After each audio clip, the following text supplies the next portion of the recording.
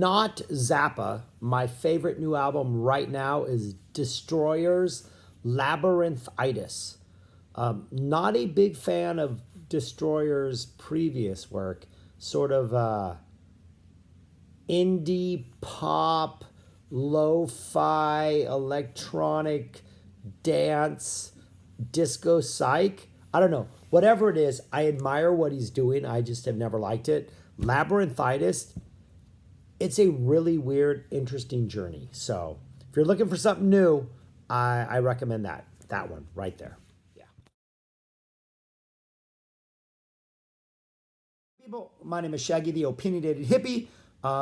Elsewhere on this channel, devoting, well, here on this channel, as elsewhere, started this thing during COVID and devoting this entire channel to all things related to Frank Zappa, redefining what it means to be part of the big note, as we will see on the next video. But now talking about Frank, the Zappa Family Trust's most recent release. Today's date is March 28th, I think, 2022. This album came out 10 days ago, so I've had 10 days to really enjoy it and savor it, and absolutely love it. It is possibly a game changer. I'm going to say that, maybe a slight game changer. But it is the Mothers 1971 box set. Excellent box set. It is nice, one of these nice little compact ones in which every CD, and there's 8 of them, have their own sleeve with, all the relevant information on the back. A really nice book that includes a lot of really nice essays, including an absolutely great Ian Underwood interview with just more random pictures and stuff like that. Excellent packaging, so no complaints. The sound just sounds better than any other Flo and Eddie era releases, just bar none.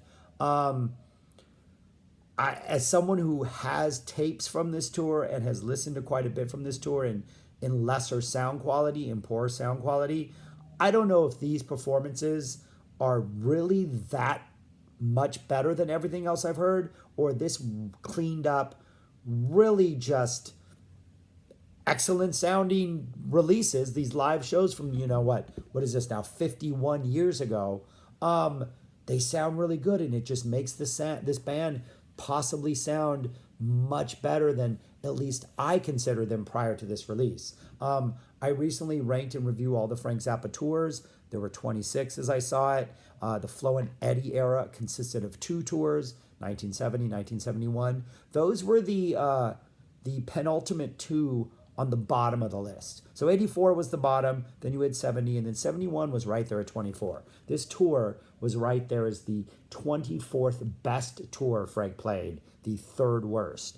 I'm not sure that if this box set had come out prior to that list, that would be that low. Like, this is so good that just on the basis of this, I'm like possibly reevaluating how good this entire tour is and thinking that maybe if like every tape I had sounded as good as this, I would have a much higher opinion of this era. Who is in this era? So this is the Flo and Eddie era. The singers from the Turtles, Howard Kalin, Mark Volman, Fluorescent Leach and Eddie, they couldn't use their legal names or whatever their Howard Kalin and Mark Volman are at some point because of legal battles, so they became the Fluorescent Leach and Eddie, Flo and Eddie. During this run when they were in Frank's band, there was a lot of vocals, a lot of comedy, a lot of smut, for lack of a better word. And if you want a really good example of that smut, they do a cover of My Boyfriend's Back, and boy, do they smutify those lyrics. Yeah, that's on the one of the hybrid shows here. But yeah, so anyways, so Flo and Eddie were sort of the front men, and a lot of like Frank writing comedy material for them, or writing 30+ minute epics like Billy the Mountain for them, kind of defined a lot of what this tour was. However, as this box set clearly shows, the band, especially in 71, was so ridiculously good that when you can hear the music, even during the Flo and Eddie's parts, when Flo and Eddie are dominating with their vocals, it sounds amazing. But when they get a chance to stretch out, as they commonly do in like a 20-minute King Kong or a 20-minute Pound for a Brown, or in the like lengthy solo sections of Billy the Mountains or the Willie the Pimps, out of the Latex Solar Beefs, like when they get a chance to flex, man, are they flexing, and it's some good stuff. Yeah, so the rest of the band is you have Ainsley Dunbar on drums, Jim Pons, who was the Turtles bassist, who took over, who claims in his little essay in the box that Frank had to like dumb down and simplify the bass parts for him, because he is, in his own words, the worst bass player Frank ever had. And either one, he's being humble and he's much better than he says, or two, Frank's ability to dumb down bass parts and make them still sound as incredible as they do on this release is, again, a kudos to Frank. Either way, Frank made Jim Pons work perfectly in this band. And it especially shows in like the King Kongs and like the long, more instrumental passages where Pons has to kind of think on his feet and be creative, and he does a fantastic job of that. But what Pons does that I think makes, so I have 4 notes here that I wanted to make sure I talked about in this video. Number 1 is Ainsley Dunbar, so we're going to talk about that now. Ainsley Dunbar is a ridiculous beast of a drummer. He's sort of like Vinnie Colaiuta in that he's busy, but not really busy, but he's kind of all over the place. But he never has that sort of manic kind of, whoa, just all like out of control feel that Vinnie Colaiuta sometimes does. Everything Ainsley Dunbar does, and it's a lot. Like he's making, there's a lot of fills going on. Sounds kind of like a Ralph Humphrey fill in that it's like concise and terse and purposeful. But Ainsley Dunbar is just doing way more, too many of them. So he sounds like this really interesting mix between sort of the tight, effective control that Humphrey brought and the like chaotic energy that Colaiuta brought. And Dunbar is the best of both worlds. And man, is he good. There are just so many moments when I'm just listening to him and like phasing out either Frank's solos or the vocals or anything, because Dunbar is a beast. So what I was saying was, I think Jim Pons' particular bass playing style, and that Pons, who's sounding like he doesn't have the confidence to feel like he belongs, is not going to go ripping off some weird bass journeys during like jam sessions. He's going to find his groove and he's going to stick in it. And yeah, he's going to add little like, interesting little notes here and there as he follows Frank or follows the Ian Underwood solo or Preston, but he's really not going to really go crazy. So that gives Dunbar more space to like operate in, knowing he's not ever going to step on Pons' toes. And so that relationship of those two together, Dunbar's like filling every sonic space with drums versus Pons just holding down the center, is a perfect tandem. And I think one of my complaints about audience shows from this, live shows from this tour and from the previous tour, is Dunbar's drums tend to dominate the sound. If you have an audience tape, Frank's probably playing in some really echoey hall, so of course the drums are going to dominate the sound. But here, like, they're so well mixed and they're so well balanced with the rest of the instruments that you can appreciate how well Dunbar fits in and that he isn't just overpowering everyone else. So yeah, the rhythm section, Ainsley Dunbar, Jim Pons. So apart from the rhythm section, you have Bob Harris on keyboards for the shows that took place in June. There's 5-ish shows on here that took place in June. Harris is not there for the final show, which takes place in December. Don Preston is not there for the first sort of show that's in June, but he's there, I think, for just the encores of the Fillmore East 4 shows, and then he's part of the band for the Rainbow Theater show, which is at the end. So this box set, essentially these 8 discs, cover the 4 early late, 2 early late Fillmore East shows that would eventually become the White Album with the pencil on the front, the Mothers, June East, June 71 Fillmore East album. There's those 4 shows. There was the final show of this tour that ended in tragedy, the Rainbow Theater show. And then between those, there's a hybrid show of 2 shows on June 1st and June 3rd, 1 on each. And kind of bits and pieces of each of those that cover some of the same material and present some of the different material. So that's what this consists of. They're in the band. Ian Underwood is in the band playing all kinds of ridiculous, I think, brass and woodwinds, just destroying it whenever he picks it up, providing some very interesting textures, some amazing solos, just all around phenomenal. And then Flo and Eddie. So I think I covered everybody in the band, right? Yeah.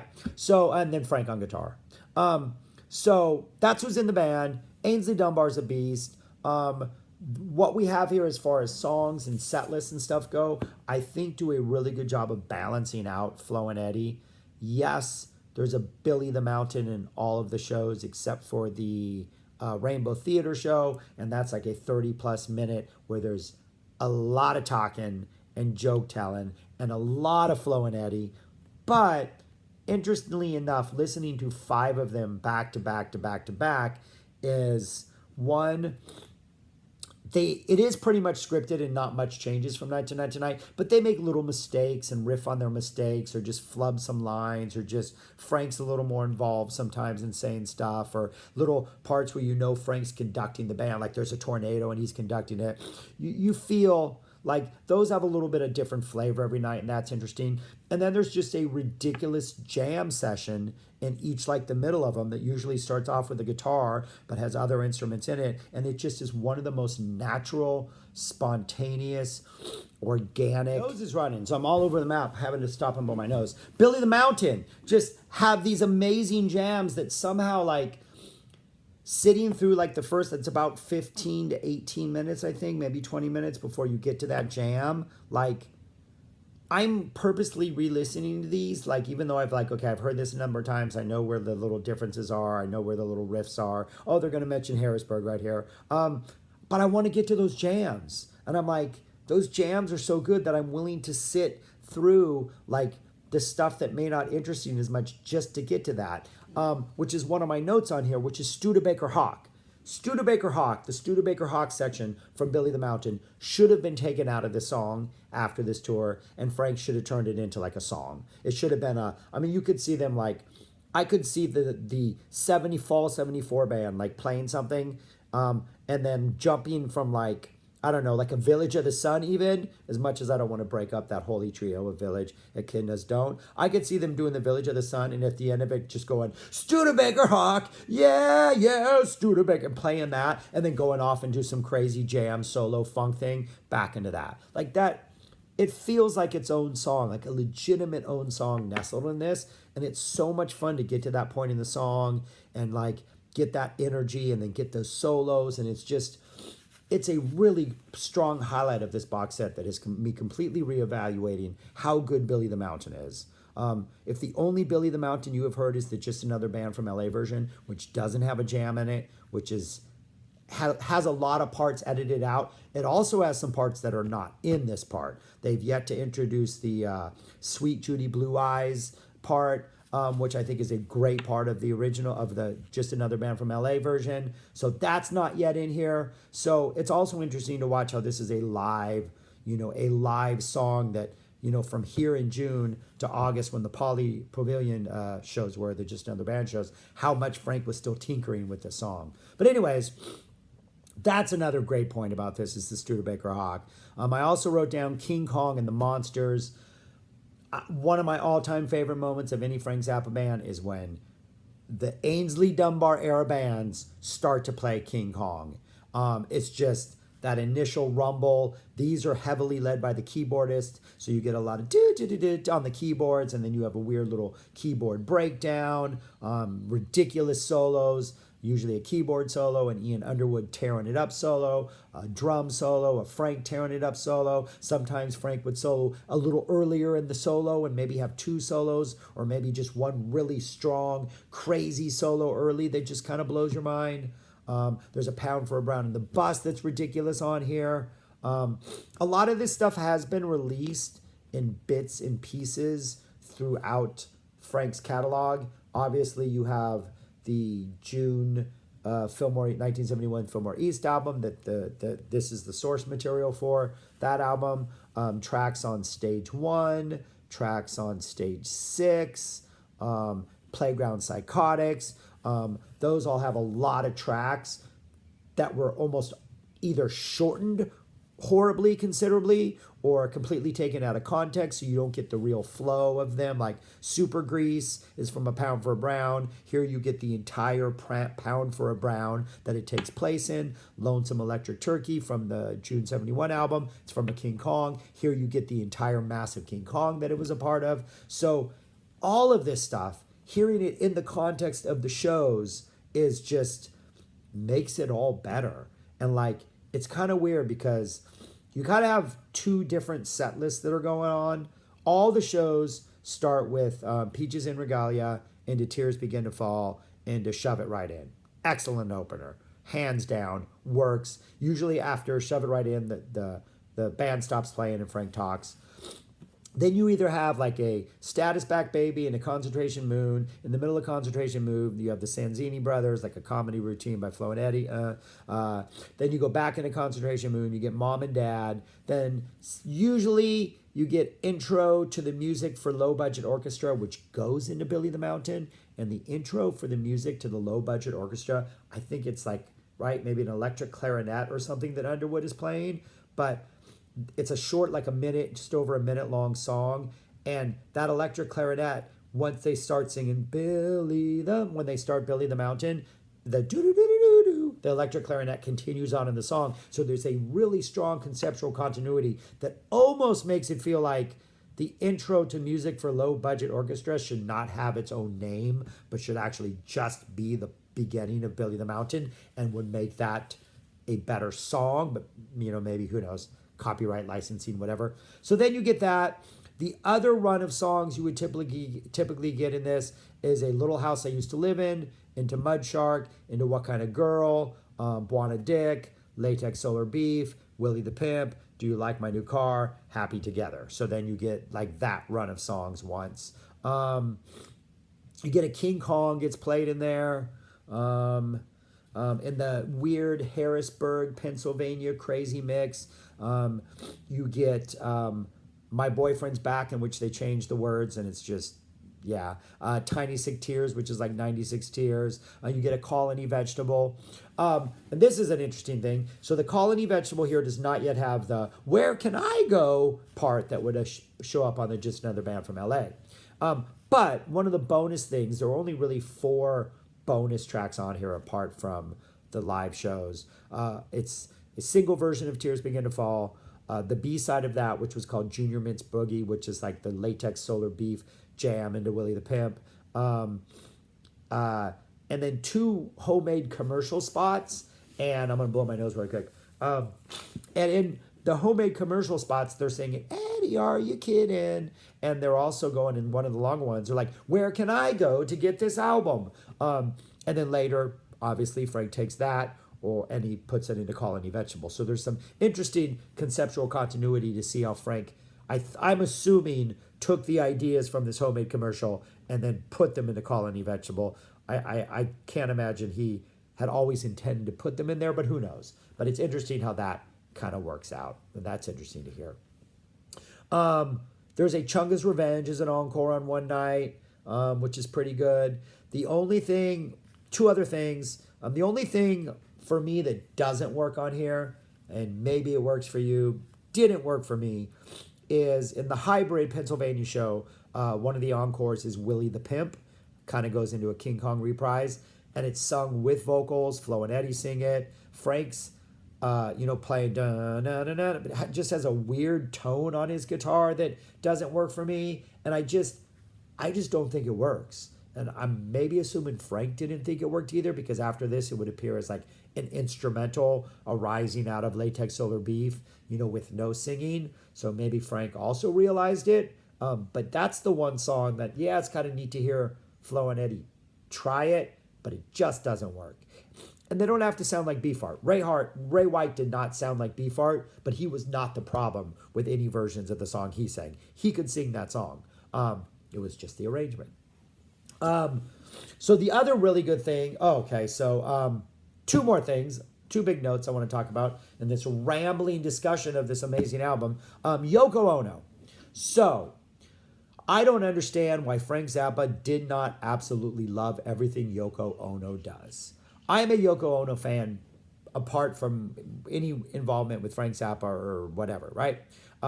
If you have not checked her out, I highly suggest you start with Approximately Infinite Universe. Phenomenal early 70s album that is one of the best psych pop kind of weird albums of all time. Pretty conventional, but at the same time not, because it's Yoko Ono.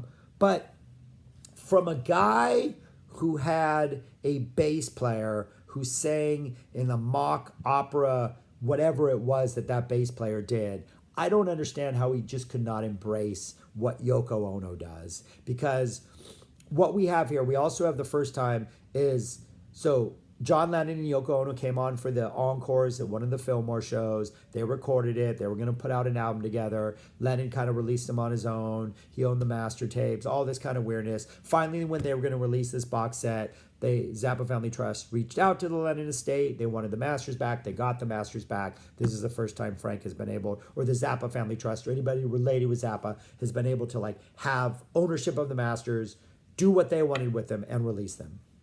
And it sounds great. And it really works so much better in the context of the live show when it is an encore. What they essentially play is two songs. They play a song called Well, which was a song Lennon played when he was younger, back in like, the Beatles' early days. I think it's Well, Baby, Don't Go, that song. Trying to look for where these songs are. So they play that. Then they play... and then there's something called, they play King Kong, right? Well, so they play Well, and then Well kind of like falls apart, and then that eventually goes into King Kong, and then King Kong gets a bunch of different song titles on this. One of them is like a straight up jam called Scumbag, in which they're just kind of jamming away, and Howie's going, "Scumbag, but you're a scumbag," and then Frank gets the audience to sing along, and then that kind of ends. And then the track A Small Eternity with Yoko Ono is kind of like a drone fade out where it's the end of a show and you kind of are just getting like these droning tones that are going on, and Yoko starts singing for a while over these tones. It's amazing music. Like, I don't know why anybody doesn't like it. But it's a really good set of encore. It's a really good encore. Really good old cover song, a lot of improv, a good King Kong, this crazy scumbag jam, some drone screaming at the end. Excellent encore. But it's neat to have it on here, and I think it works better in the context of the live shows. The other thing that I wanted to mention was the Rainbow Theater show. So if you are not aware, the last show this band played was this December 10th show. About a week and a half earlier was when they were playing Montreux, maybe a week earlier, when they were playing the Montreux show, the Smoke on the Water show, when some moron with a shot a flare gun and burned the place to the ground. They lost all their instruments. I think Ian says he was able to save like one part of something after or during the fight. No, Ian ran back. Awesome interview with Ian in here. He talks about being there in the fire and how they're like, knowing they have to leave, and he just runs back and grabs a bunch of his saxophones, like even though, and as he's coming back, he starts to inhale the smoke, realizing, oh, he's about to die, and he understands clearly why people die of smoke inhalation. So it's an interesting interview. He also mentioned something that I'll get to after I stop talking about the Rainbow Theater show. So they lost all their instruments, they got new instruments, and this was the first show of what was going to be the rest of their tour. Turns out to be the last show. But one, it opens up with like this 15-minute sound check drone jam that just starts off with like a hum, and then instruments come in and they jam for a good long while. Then Frank says they're checking their instruments. They jam for a little bit more. They eventually go into Peaches, Tears Begin to Fall, shove it right in. They play Sofa, the Once Upon a Time Sofa, and the Sofa #1 from You Can't Do That on Stage Anymore. It's this version. These are the only two parts of it they played. I was always wondering what the deal with that was, but they only played these two parts, the first two parts, at this show. Then they go into the amazing Pound for a Brown that includes the Super Grease from Playground Psychotics. That goes into Sleeping in a Jar, Wonderful Wino, Charlena, Cruising for Burgers. They come out doing an amazing King Kong encore, the Ian Underwood saxophone solo, and Frank Zappa's guitar solo from You Can't Do That on Stage Volume 3. That King Kong are both from this show. I now wholeheartedly believe that hybrid King Kong, as much as I liked it at the time, it underserved both the 71 version, which we now have here in its entirety, and undersold the 82 version. And I think Frank would have been better off releasing just complete versions of each, like one on volume 3, one on volume 6. I mean, he had 2 versions of Honey, Don't You Want a Man Like Me? Why can't you have 2 King Kongs? And that would have been much better, because I do think, one, these solos are longer than they are. He edited them both there. There's a drum solo between them. I just think they work better in their complete context. King Kong also has a part in it where Flo and Eddie sing the ba ba da da ba ba da da ba ba da da ba, like that, and it sounds like parts of the soundtrack to Butch Cassidy and the Sundance Kid. If you've seen that, you might be able to figure out what I'm talking about if you've seen that movie. But they sing it like that. So they play King Kong, and then they decide they're going to do another song, and they sing I Want to Hold Your Hand, the Beatles song. After the song, as the band is leaving the stage, some guy rushes on stage, thinks Frank is eyeing his girlfriend, and he shoves Frank, or apparently, I guess he throws Frank, is what Ian said in here, or somebody said. The guy kind of like took him and tossed him a little bit into the orchestra pit.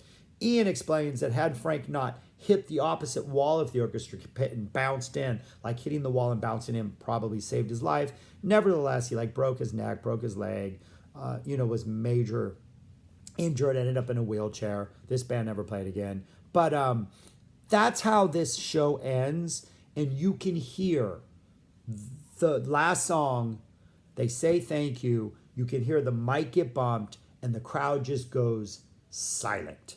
And you can hear like, what? Murmur. And it's like the most uncomfortable 30 to 40 seconds ever. Like, I will probably never listen to I Want to Hold Your Hand again for fear that I can't get the song off soon enough not to hear some guy push some other guy into an orchestra pit and almost kill him. It is devastating to listen to this. Like, it's not fun. So just be warned.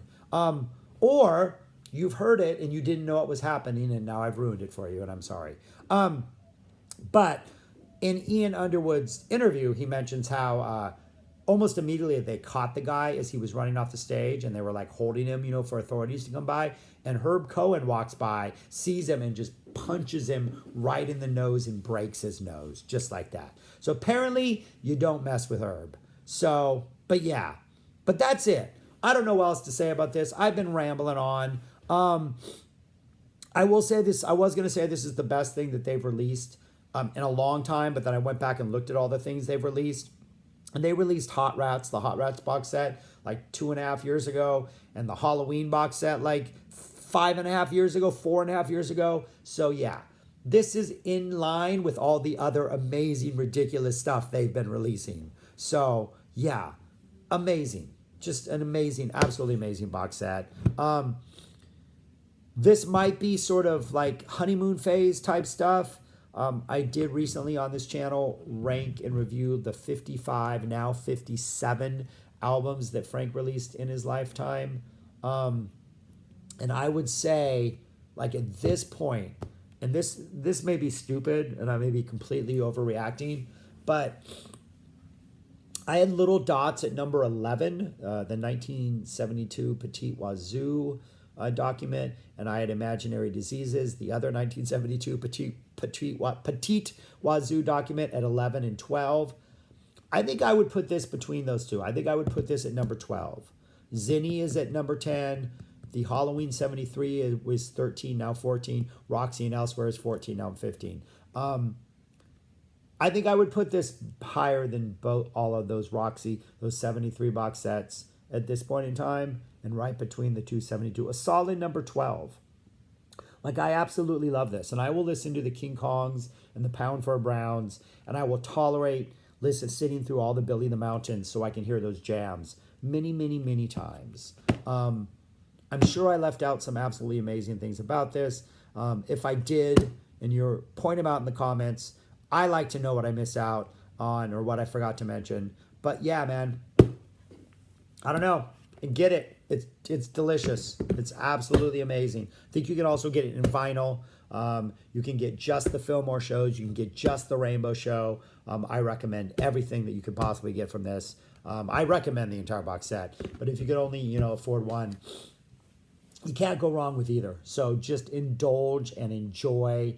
And Ainsley Dunbar. That's what I got to say, man. Ainsley Dunbar. All right, man, that's it. Yeah, let me know. Peace, y'all. Bye. Thanks for watching. Subscribe, all that stuff. And yeah, let me know what you think of this. And that's it. All right. Bye. Peace.